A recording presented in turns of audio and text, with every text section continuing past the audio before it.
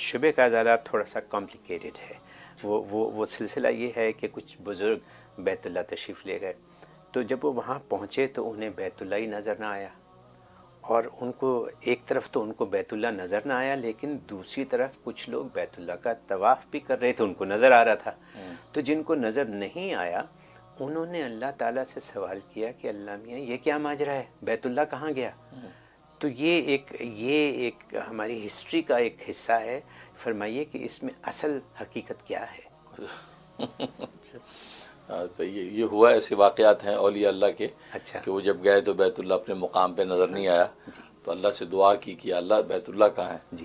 تو اللہ تبارک و تعالیٰ کی طرف سے ہاتھ غیبی سے آواز آئی جی. کہ وہ جب فلاں بزرگ آئے ہیں ان کے استقبال کے لیے گیا ہوا ہے، بیت اللہ گیا ہوا ہے. بیت اللہ گیا ہوا، ان کے استقبال کے لیے گیا ہوا ہے. اوہو. ایسے واقعات ہیں. رابعہ بصریہ ایک اللہ کی ولیہ گزری ہیں، جی. ان کے حوالے سے یہ ان کی کرامت ہے. تو پہلی بات تو ہے کہ یہ ان اولیاء اللہ کی کرامتیں ہیں، جی. اور کرامات الاولیاء حق، اولیاء اللہ کی جو کرامتیں بالکل برحق ہیں. اللہ تبارک و تعالیٰ جو ہے وہ اولیاء اللہ کی یہ مقامات ظاہر کرتے رہتے ہیں. جی.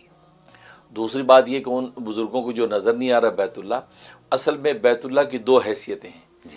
ایک صورت کعبہ ہے، یعنی وہ جو مکان نظر آتا ہے.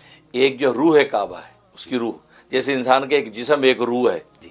تو جسم اور روح دونوں ایک مقام پہ موجود ہوں تو انسان کو نظر آتا ہے بھی یہ کیا چیز ہے، اور وہ بھی دیکھ رہا ہے کہ کیا چیز ہے.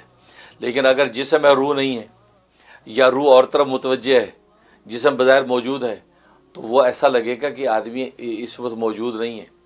ایسا بس اوقات ہوتا ہے کہ اگر آپ کی روح متوجہ نہیں ہے ایک آدمی کی طرف، آپ بظاہر موجود ہیں، اس کو سن بھی رہے لیکن سمجھ کچھ ہی نہیں آ رہا کہ آپ کی روح کہیں اور ہے. جی.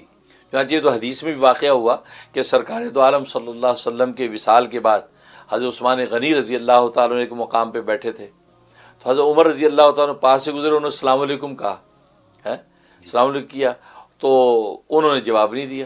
اچھا. حالانکہ بظاہر دیکھ رہے ہیں، سن رہے، جواب نہیں دیا، وہ گزر گئے. تو ان کو بڑا عجیب لگا. انہوں نے جا کے ابوبکر صدیق رضی اللہ تعالیٰ کو شکایت کی کہ عثمان کے پاس سے میں گزرا، عثمان پتہ نہیں اس نے مجھے جواب نہیں دیا سلام کا، خیریت ہے، ناراض ہے، کیا مسئلہ ہے؟ تو ابوبکر صدیق رضی اللہ تعالیٰ نے بلایا کہ عثمان، وہ عمر تمہارے پاس سے گزرے تھے، آپ نے سلام کا جواب نہیں دیا. کہا کہ نہیں کبھی نہیں. وہ کب گزرے؟ میرے پاس سے تو نہیں گزرے. کہتا نہیں وہ گزرے آپ کے پاس سے.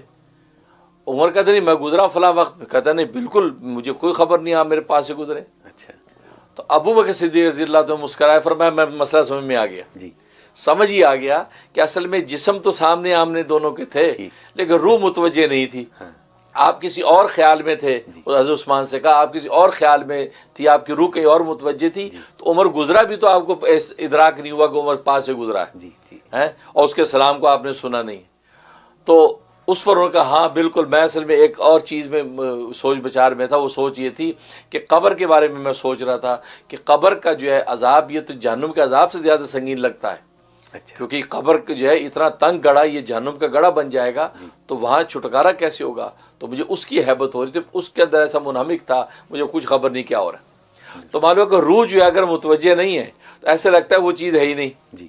بالکل اسی طریقے سے روح کعبہ، روح کعبہ وہ خاص تجلی جو اللہ تبارک و تعالیٰ کی طرف سے اس مقام پہ اترتی ہے.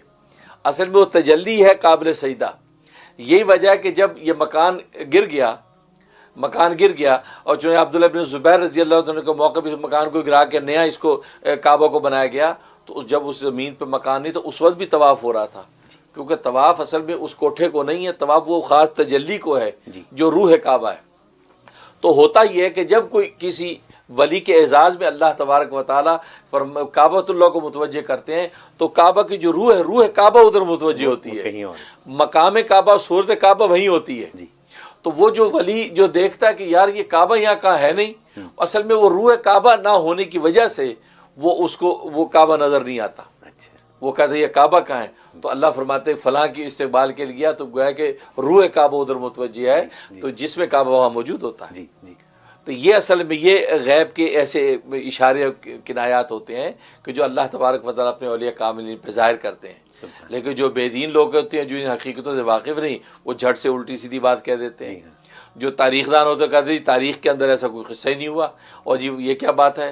جو ظاہری دیندار سے ہوتے ہیں وہ کہتے ہیں یار یہ پیروں فقیروں کے ولیوں کے ڈھکوسلے بنا دیے.